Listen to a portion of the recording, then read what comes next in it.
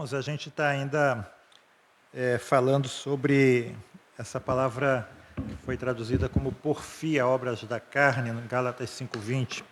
Porfia e contenda, né? São duas palavras que na semana passada o Henrique, né, falou sobre isso. E uma coisa que a gente aprende com essas duas palavras, com essas duas obras da carne, é que às vezes o velho homem ele se mostra muito vivo dentro de nós, né? E com relação a essa questão também, irmãos, é muito frequente, infelizmente, né?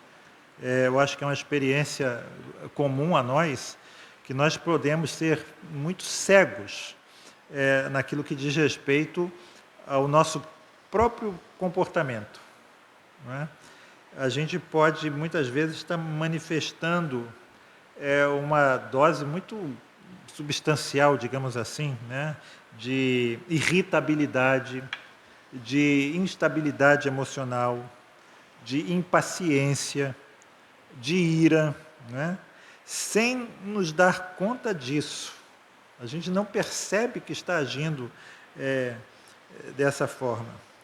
E é importante também a gente lembrar, já disse isso muitas vezes a vocês, né, que quando a Bíblia ela menciona, ela rememora para nós, repete para nós certos pecados com uma certa regularidade, nós devemos ter uma particular atenção a esses pecados. Por quê? Porque eles são, assim, por assim dizer, pecados básicos, né, que costumam ser praticados, infelizmente, por todos nós. Não é algo que seria assim exceção ao comportamento humano, mas é algo que seria regra ao comportamento humano. E assim é essa palavra, né, que foi traduzida como porfia, né? Alguns de nós podem ter um espírito mais manso, mais cordato, outros podem ser mais pavio curto, né, digamos assim, mas todos nós, inevitavelmente, acabamos tendo as nossas diferenças uns com os outros, né? E por que que isso acontece? Por que que muitas vezes nós nos vemos envolvidos numa briga, digamos assim, numa contenda, numa discussão, né, sem que a gente tenha nem percebido como que a gente entrou nela? Como é que eu entrei nisso, né?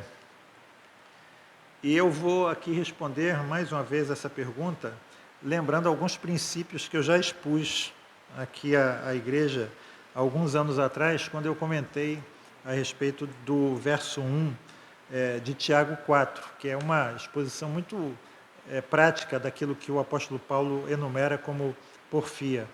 Tiago faz uma pergunta para nós no capítulo 4, no verso 1. Ele diz assim: de onde vêm as guerras e pelejas entre vós? Ele está escrevendo a cristãos. Ele está falando conosco. Às vezes essas guerras existem na igreja. Às vezes dentro das nossas próprias casas. Não sei se vocês já souberam de casos em que há sessões na Igreja Batista ou assembleias na Igreja Presbiteriana onde termina a sessão com cadeiradas dos membros uns nos outros, não é? Então, assim, de onde vem isso? De onde vem essas guerras? De onde vem essas pelejas? E ele responde a essa pergunta. Ele responde da seguinte forma: porventura não vem disto, a saber, dos vossos deleites que nos vossos membros guerreiam? Essa é a resposta bíblica, inspirada por Deus, que responde a essa pergunta: de onde vêm essas diferenças que há entre vocês? De onde vêm essas brigas, essas contendas, essas porfias, essas pelejas que há no meio de vocês? Essa é a resposta bíblica. Vem dos nossos deleites que nos vossos membros guerreiam.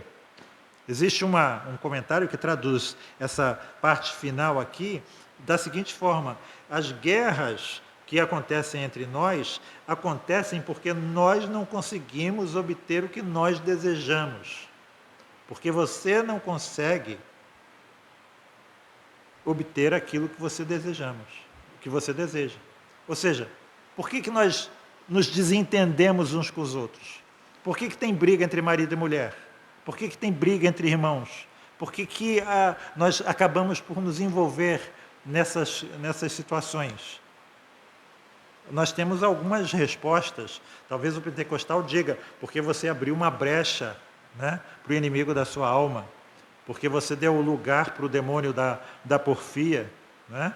Talvez uma explicação mais psicológica é porque você teve um dia cheio no trabalho, na volta do trabalho ainda você pegou um trânsito todo engarrafado, né?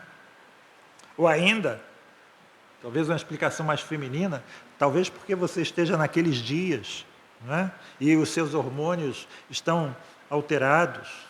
Às vezes é por questão genética, DNA, né? Meu pai era pavio curto, meu avô era pavio curto, eu sou pavio curto e pronto, eu nasci assim, né? Questão genética. Reparem, irmãos, que a resposta bíblica inspirada não é nenhuma dessas, né? Então, essas razões que nós damos não são as razões verdadeiras. A razão verdadeira é essa da palavra inspirada, da Bíblia. A razão básica é essa. Nós não conseguimos, não estamos conseguindo aquilo que nós queremos. De onde vêm essas brigas? Porque os nossos desejos, os nossos sonhos estão sendo frustrados. Porque aquilo que me agrada não está acontecendo.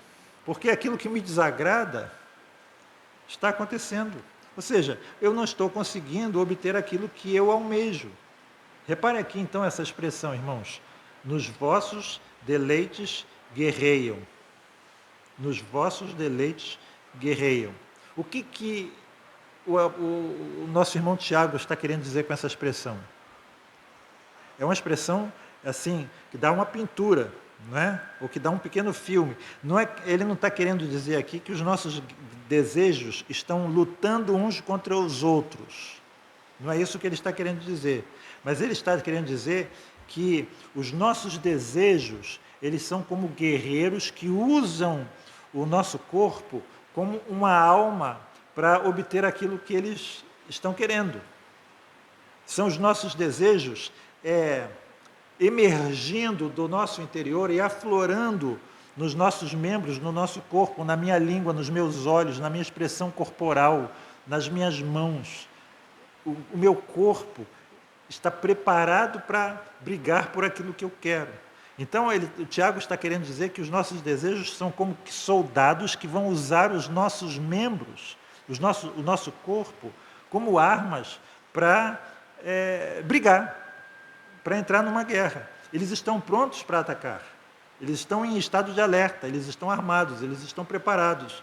A adrenalina está correndo no nosso corpo, o nosso coração começa a bater mais forte. É isso que Tiago está querendo dizer aqui. Uma vez eu estava quando eu era escoteiro, fui fazer um curso de combate a incêndio no Corpo de Bombeiros do Maitá, e passamos o dia lá com eles, um grupo de escoteiros selecionados. E eles estavam almoçando, e a gente almoçando com eles, e de repente tocou o alarme. Imediatamente eles param tudo que estão fazendo, deixam o prato lá, e já vão descendo naqueles tubos, né, e vão caminhando para os caminhões e partem imediatamente. Essa é a figura de Tiago. O alarme toca, meus desejos não estão sendo atingidos, e aí eles se preparam como soldados prontos para lutar. Dei aqui alguns exemplos, vou dar os mesmos. Pensar no marido aqui, né? Chegando em casa de noite, cansado do trabalho, né?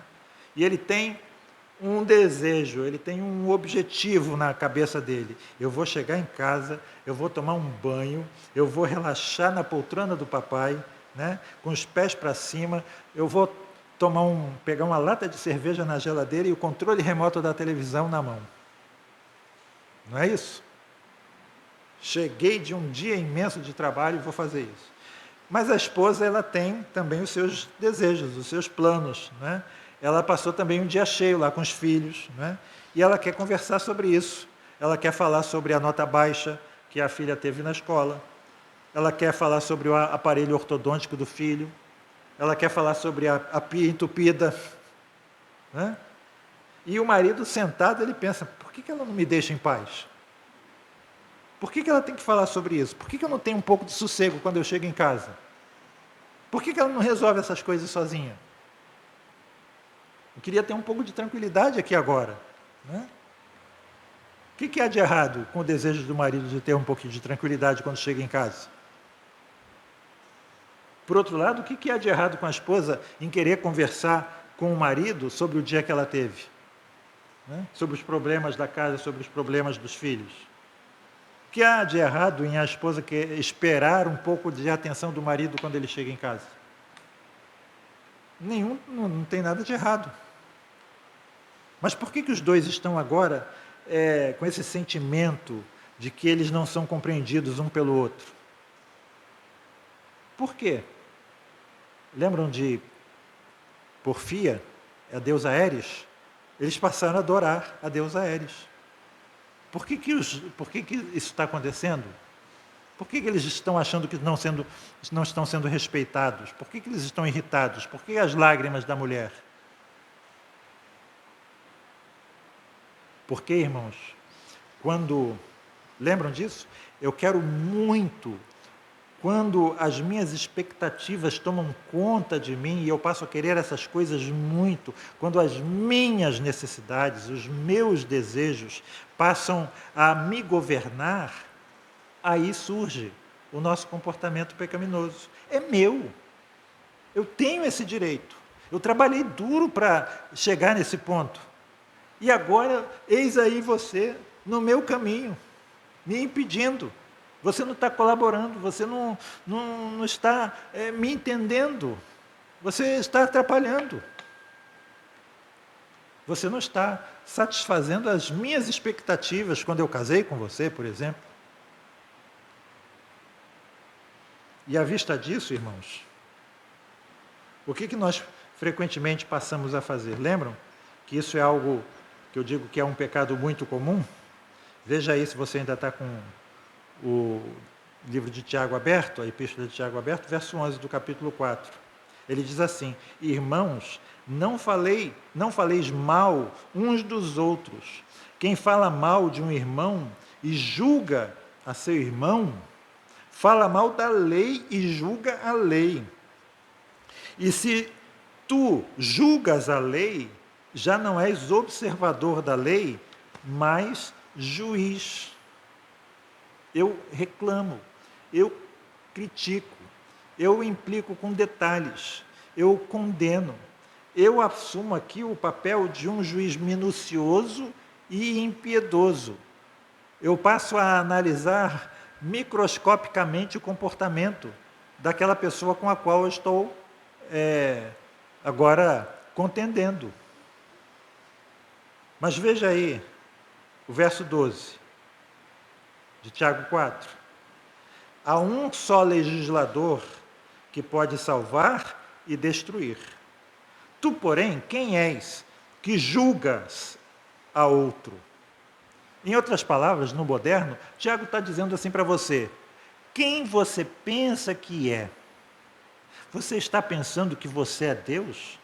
Porque se você passa a agir assim, como no verso 11, você está, no dizer de Tiago, usurpando o papel de Deus. E quando você passa a usurpar o papel de Deus, você se torna parecido com aquele que disse assim: eu serei semelhante ao Altíssimo. E imediatamente passa, como diz o nosso irmão Tiago aqui, a ser o grande acusador do seu irmão. Não é isso que acontece com você? Não é isso que acontece conosco quando nós começamos a entrar numa discussão? A nossa mente não fica cheia de acusações contra outra pessoa? Os nossos acertos são muito claros para mim, e os erros da pessoa com a qual eu estou discutindo não se tornam muito claros também. Não é muito claro, não é muito óbvio que o outro é que é o insensível e egoísta? E, ao mesmo tempo, você não pode ver com clareza os seus erros. Mas se você consegue ver alguns dos seus erros, você tem plena convicção de que os seus erros são causados pelo comportamento do outro. Ele bem merece tudo aquilo que eu disse para ele. Ele é um bruto. Ele mereceu. Como que a gente sai disso? Só existe um caminho, é a graça de Deus, né? É só pela graça de Deus que nós podemos deixar de apontar o cisco no olho do nosso irmão e tirar a trave do nosso olho, né? É só pela graça de Deus que nós podemos deixar de ver o pecado do outro com clareza e passar a ver o nosso próprio pecado com clareza, assumir o nosso próprio pecado, os nossos pecados, e não tentar nos justificar dos nossos pecados pelo comportamento do outro, né? Porque o natural, e nós bem sabemos disso também, é que eu às vezes confesso o meu pecado, né, como, digamos assim, um artifício, né, para acusar o outro mais uma vez. Não é assim? Tudo bem, eu admito que eu estava errado naquela atitude que eu tomei com você, mas eu só fiz isso porque você... pontinhos, pontinhos, pontinhos. Mas quando nós abrimos a palavra de Deus, ela não vai mostrar a participação do outro na contenda. Ela quer mostrar a sua participação na contenda.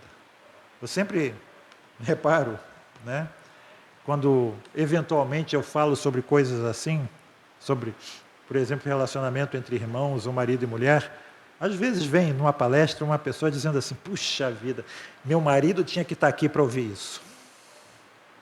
Eu nunca ouvi ninguém dizer assim: graças a Deus que hoje eu estive aqui para ouvir isso. Às vezes eu vejo no banco mulher fazendo assim no marido, né? Mas eu nunca vejo ninguém fazendo assim. Já viu dorama? A pessoa fica batendo no próprio peito. Eu nunca vi ninguém fazer igual o publicano, batendo no próprio peito e dizendo: tem misericórdia de mim, pecador. Mas já vi gente fazendo assim. Mas, mais uma vez, irmãos, a Bíblia quer mostrar aquilo que você faz e não o que o outro faz. Ela quer mostrar a sua conduta e não a conduta do outro. Por que você briga? O velho ditado já diz: quando um não quer, dois não brigam. Por que nós brigamos? Porque nós quisemos. Porque ela só ocorreu, só aconteceu por causa de você, do seu pecado. Você quis participar dela. E o que nós podemos fazer para mudar essa situação? É o que nós vamos ver na quinta-feira que vem. Que Deus nos abençoe, irmãos. Amém. Vamos orar. Pai Celeste, obrigado, Senhor Deus, por este dia quente, Senhor Deus. Dias quentes virão a seguir, mas nós andamos contentes, o nosso contentamento está no Senhor. Frequentemente, Senhor Deus, nós reclamamos tanto das coisas que não estão acontecendo conforme nós gostaríamos que fossem. Mas nesse momento eu quero relembrar a velha oração, Senhor Deus. A velha oração. Senhor, ajuda-me a ser como o Senhor, que aceitava as coisas do mundo como realmente são e não como gostaria que fossem, Senhor Deus. Ajuda-me, Senhor Deus, a considerar, Senhor Deus, as dificuldades como um caminho para a paz. Ajuda-me, Senhor Deus, a perceber que se de fato eu entregar a minha vida aos Teus cuidados, o Senhor tudo fará, Senhor Deus. E assim eu poderei ser razoavelmente feliz nesta vida e supremamente feliz ao Teu lado na eternidade, Senhor. Dá-nos, Senhor Deus, essa graça profunda, Senhor Deus, de tendo ouvido a Tua palavra, Senhor Deus, de tendo sido expostos à Tua doutrina, Senhor Deus, que ela realmente mude o nosso comportamento, mude o nosso ser, mude o nosso entendimento, Senhor. Que não sejamos como ouvintes esquecidiços, Senhor Deus, que nos miramos no Teu espelho moral, Senhor Deus, na Tua palavra, e nós logo nos afastamos dela e esquecemos de como éramos, de como somos, Pai. Guarda-nos, Senhor Deus, de pecar contra Ti. Dá-nos, Senhor Deus, essa paz interior, que é capaz, Senhor Deus, de suportar as ofensas, Senhor Deus. Dá-nos, Senhor Deus, esse espírito de mansidão, Senhor Deus, que é capaz, Senhor Deus, de suportar as agruras desta vida, Senhor Deus, as vicissitudes, Senhor Deus, deste mundo, Pai. Dá-nos, Senhor Deus, essa capacidade de nos mostrar realmente como Cristo andou, andar como Cristo andou, viver como Cristo viveu, Senhor. Que Ele seja o nosso padrão e que nós possamos ser transformados de glória em glória na imagem de Teu Filho Jesus, Pai Santo. E isso, Senhor Deus, nós queremos não para a nossa própria alegria, Senhor Deus, mas porque Tu requeres isso de nós. Não para nosso próprio prazer, Senhor Deus, mas porque assim haverá de advir glória para o Seu santo nome, Pai Santo. E assim, Pai, que possamos obter, Senhor Deus, para nós mesmos, essa capacidade de viver para a glória do Teu nome, Senhor Deus. E assim, glorificando-o, Senhor Deus, possamos também gozá-lo para sempre. Em nome de Jesus nós choramos e Te agradecemos, ó Pai. Amém, Senhor. Glória seja ao Pai, ao Filho e ao Santo Espírito, como era no princípio e hoje para sempre, eternamente. Amém.